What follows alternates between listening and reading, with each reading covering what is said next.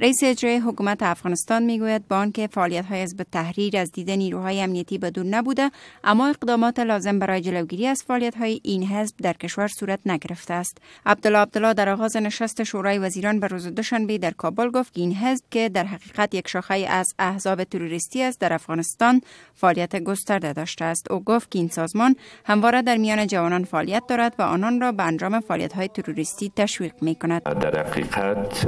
این حزب شاخه غیر رسمی یا ملکی احزاب تروریستی است که تشویق میکنه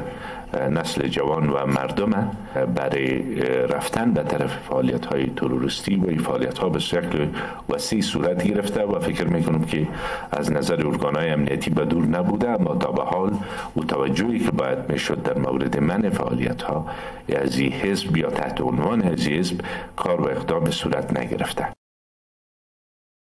آقای عبدالله گفت که حزب تحریر یک حزب سیاسی نیست و هیچ کس نمیتواند با استفاده از نام حق، آزادی و دموکراسی برای پیشبرد اهداف تروریستی و برای ایجاد ناامنی‌ها در کشور استفاده کند. سید محمد هاشمی معین اداری وزارت عدلیه افغانستان به رادیو آزادی گفت که حزب تحریر در این وزارت ثبت نیست و نه درخواست به این هدف برای آنان ارائه شده است. قبل از این حزب تحریر افغانستان را یک کشور اشغال شده نامیده و جنگ طالبان در برابر نیروهای بین المللی در این کشور را دفاع عنوان کرده است. این حزب در سال 1953 میلادی از سوی یک روحانی فلسطینی تأسیس شد و گفته می شود که فعالیت‌هایش را پس از سقوط طالبان در افغانستان آغاز کرده است. رئیس اجرایی حکومت افغانستان در حال از نفوذ گروه‌های افراطی در ساحات اکادمیک سخن می‌زند که چند روز قبل ریاست عمومی امنیت ملی افغانستان 27 مؤسسه پوهنتون ولایت ننگرهار را به داشتن روابط با شبکه‌های تروریستی بازداشت کرد. همچنان این در حال است که حدود 1.5 ماه قبل نهاد موسوم به واحد تحقیق و ارزیابی افغانستان گفت که